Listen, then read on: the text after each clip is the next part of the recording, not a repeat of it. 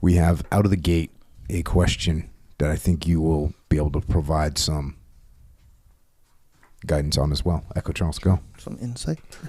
Oh, hello, Jocko. I'm 26 years old. I train jiu-jitsu 5 days a week. Try to weight lift 4 days a week. And I also stack intense physical therapy exercises 2 days a week for my knee as a part of rehab for my ACL surgery. Lately, I've noticed that my energy is through the toilet. Down the toilet. In the toilet. To the point where I'm so tired, I will fall asleep in the middle of the day after work. I work full time, by the way. I nap for hours. I've sometimes missed workouts in PT and had to stack them onto the next day, throwing off my routine. These naps also screw up my sleep schedule to where I go to bed at 1 or 2 a.m. My Garmin watch gives me a morning report, which often says I have poor recovery, low sleep score, and low body battery. I'm not a morning person, so the 5 a.m. lifting ain't happening, brother. Also, I train jiu-jitsu 7 p.m. to 9 p.m. I don't get to bed until 11 p.m. or so. Any tips I can do to improve sleep recovery and have more energy throughout the day? Also, I threw in my workout routine to see if you think I should change anything as well. So, workout routine that he throws in. Monday, he just does physical therapy and BJJ. Tuesday, he's got his whole workout here from incline bench, dumbbell bench press, dips to failure, tricep extensions, 3 sets of 15. I had to look up RP, rate of perceived exertion. It's like how hard you're working, 1 out of 10. So he's kind of telling you he's doing these things at level 8, level 9, level 9. Then 30 minutes of cardio. Wednesday, he just does BJJ. Thursday, he kind of has a deadlift, row, back kind of scenario. With also 30 minutes of cardio. Friday, he does PT, physical therapy, and jiu-jitsu. Saturday, does like a, I guess maybe this would be a military press scenario. Yeah, well, I think it's just like a shoulder day, right? Yeah, Lat raises. Yeah, it's shoulder day. Sunday, squat day, get some. And he also does BJJ on Saturday and Sunday. So he lays that out for us. Why are you tired? Why is he tired is the question. I just kind of broke it down a couple different ways. It seems like, if you're doing a lot of stuff to failure every single day, you don't always need to do stuff to failure. And if you're doing stuff to failure all the time, you can get worn out and maybe more tired than you need to be. Maybe also doing 30 minutes of cardio versus doing some sprint activities, some shorter sprint activities might save you some energy and gain you some energy. The first thing that I actually thought of was not the workout. I thought, what are you eating? Unfortunately, he doesn't have any list of what he's eating in here. And look, everyone's different, but maybe you're taking in too much sugar. Maybe you're taking in, and your body doesn't react well to sugar. Because there's some people, dude, I know guys that drank 5 Coca-Colas, 6 Coca-Colas, 7 Coca-Colas a day. You know what I mean? Yep. They weren't tired. I've also known people that died of diabetes from that, right? So it's a problem. But, I would do some kind of elimination iterations, where you eliminate some of these things from your diet and see how you feel. Maybe get rid of sugar. Maybe get rid of the big carbs. Maybe get rid of dairy. Just try it. See what, don't try, try no dairy for 2 weeks. Try no sugar for 2 weeks. Try no carbs for 2 weeks.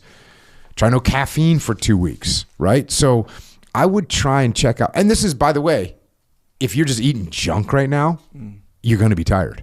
A donut will make you tired. Yeah. A coffee cake, is that a thing? Coffee cake? Coffee cake will make you tired. A piece of pizza will make you tired. If you have pizza 3 days in a row, you're just going to be tired. If you have donuts and pizza, you're going to be tired. If you're eating clean, you're going to be less tired. No doubt. 100%. You might fall victim to, I get a sugar rush when I have a donut that lasts for an hour. And you might fall victim to that, and you get put in that repeat cycle. By the end of the day, you're trash. So what's going on there? We need to check the diet. Sleep activities, right? Sleep, what's going on? Are you waking up at the same time every day? You didn't mention when you go to sleep. Well, no, you mentioned when you go to sleep. You don't mention when you wake up. So how many hours of sleep are you getting? Because if your body needs 7.5 hours of sleep and you're giving it 5.5 hours of sleep, you're going to be tired. If your body needs 8 hours of sleep and you're giving it 4 hours of sleep, you're going to be tired. If your body needs 6 hours of sleep and you're giving it 5 hours of sleep, you're going to be tired. So try and go to sleep at the same time every day. Try and wake up at the same time every day.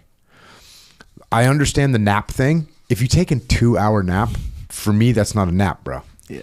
That's going to sleep. If I take a 2-hour nap, I'm not going to sleep until 1 o'clock in the morning. Now my whole sleep schedule's messed up. Mm-hmm. Try shorter naps. Try the classic Discipline Equals Freedom field manual instruction on a power nap. Elevate your feet above your heart. So lay on the floor, put your feet on a bed or on the couch or on a chair.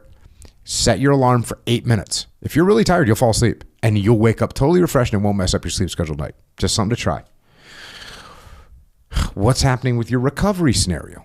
You know, like what are you doing to recover? Like, I hope you're getting a good protein. This could be, I should have mentioned that in your diet scenario. Are you getting enough protein? Some people when people actually start tracking their macros, sometimes people are like, oh, I was only getting 70 grams of protein a day. Yeah. Right? That's not good. If you're going to be tired if your body doesn't have the materials that it needs to rebuild. So check that. But recovery, what can you do to help recover? What are you doing with a stretch? What are you doing? Is there a sauna at your gym? You can jump in the sauna. Is there a cold bath you can get into? Is there some, nice, what do they call those, active rest scenarios? Do you have the bike at your house that you can jump on and give yourself 20 minutes of just cool down, just relaxing? Are you going outside and that's another thing, like, are you going outside and breathing air of the planet Earth? Or are you not doing that? Because if you're sitting in a room and you don't have natural light, get up, go outside. Going outside makes you feel good. So think about that as part of your recovery. And then rest. Dude, some people take 1 day off completely a week. Some people take 2 days off completely a week where they do nothing. Maybe look at that. Maybe you need that Sunday where you sleep in, you get all kinds of rest, you don't go and train.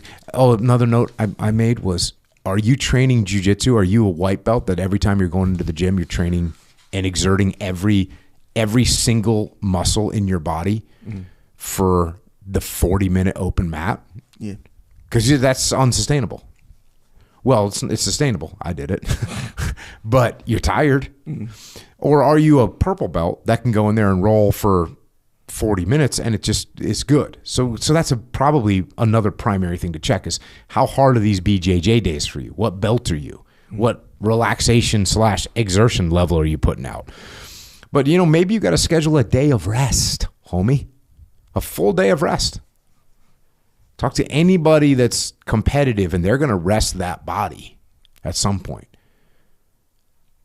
And then the other thing is, you might have some kind of a physiological problem, right? You might have some kind of thyroid deal. You might have type 2 diabetes risk. You might have sleep apnea where you're not getting good sleep.